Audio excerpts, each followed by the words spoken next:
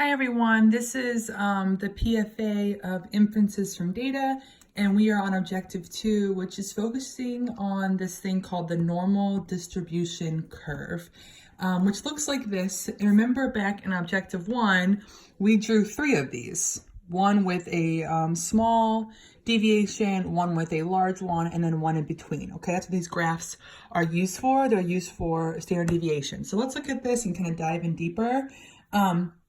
So these distribution curves are used mostly with populations. So we're going to talk a lot about populations and using this curve. So let's look at an example.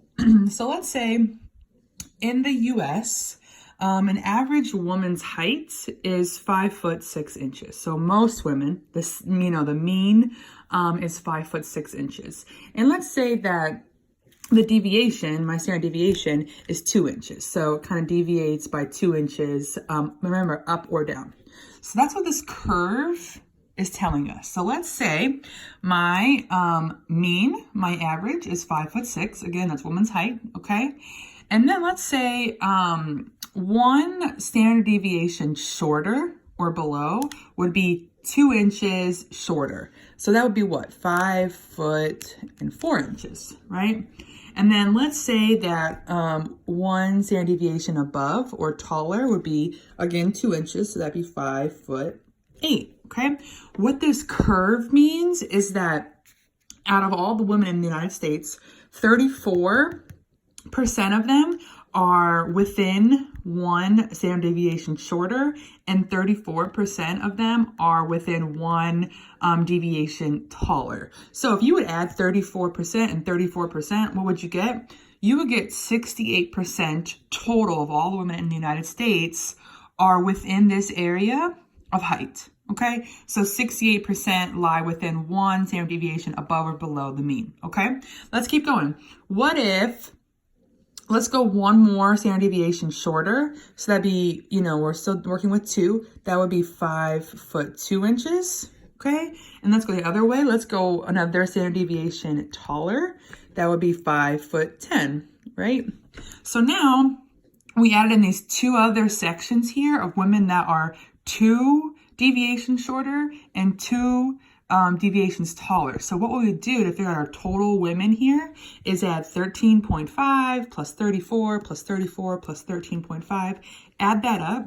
You're going to get 95%, or most of your women are lying within these 2 deviations shorter or taller than the mean. Let's go a little bit farther. So let's say we're 3 deviations from our mean. That would be right around 5 foot. Okay, that's shorter. Let's go taller. So if we want 3 deviations taller, that would be what? 6 foot.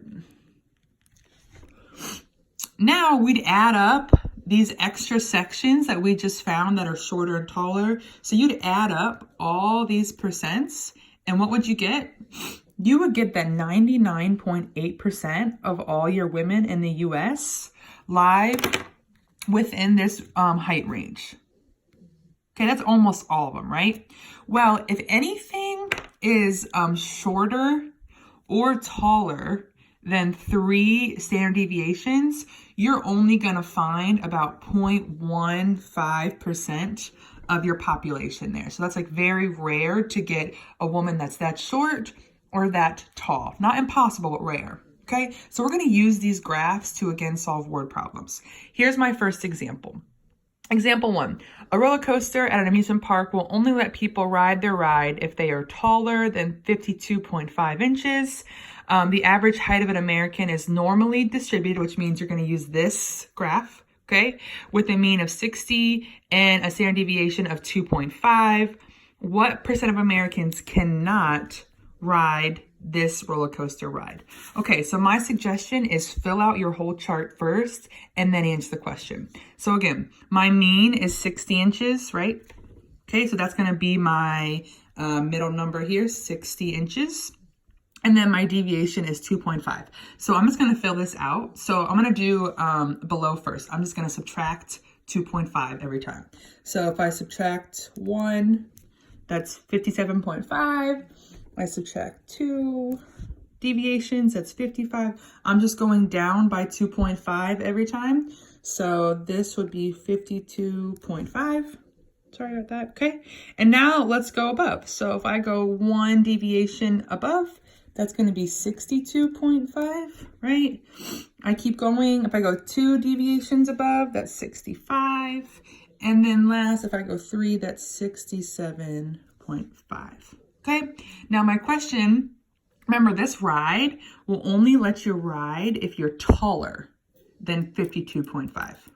Okay, so if I look at this graph here, here's 52.5. Everyone taller than that is here. That's all my Americans taller than that. But the question says, what percent of Americans cannot ride it? So what percent is shorter than 52.5? Remember, that's my rare case. Well, 0.15% of Americans cannot ride this because they are shorter than 52.5 inches.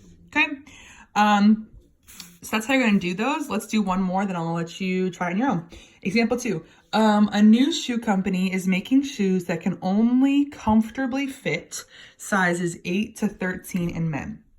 Given that men's shoe sizes in America are normally distributed, so you're going to use this graph, with a mean of 11 and a deviation of 1. What percentage of men can comfortably fit in these shoes? Okay, let's fill it out and then answer the question. Remember, my mean is 11, so that's going to go in the middle here, and then my deviation is 1. So that's pretty easy, right? We're just going by 1 every time, so that's going to look like 10, 9, 8, and then going bigger, it's 12, 13, 14.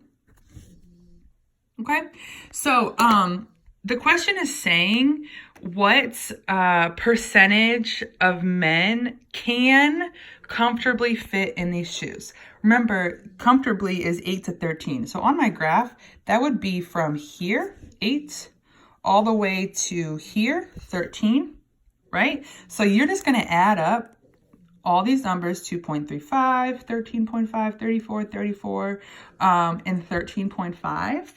And when you add all of those up, you're going to get the 99.7% of men can fit comfortably into these shoes. Okay, so for these questions in objective 2, just make sure you use these graphs every time, fill them out, then answer the question. Good luck.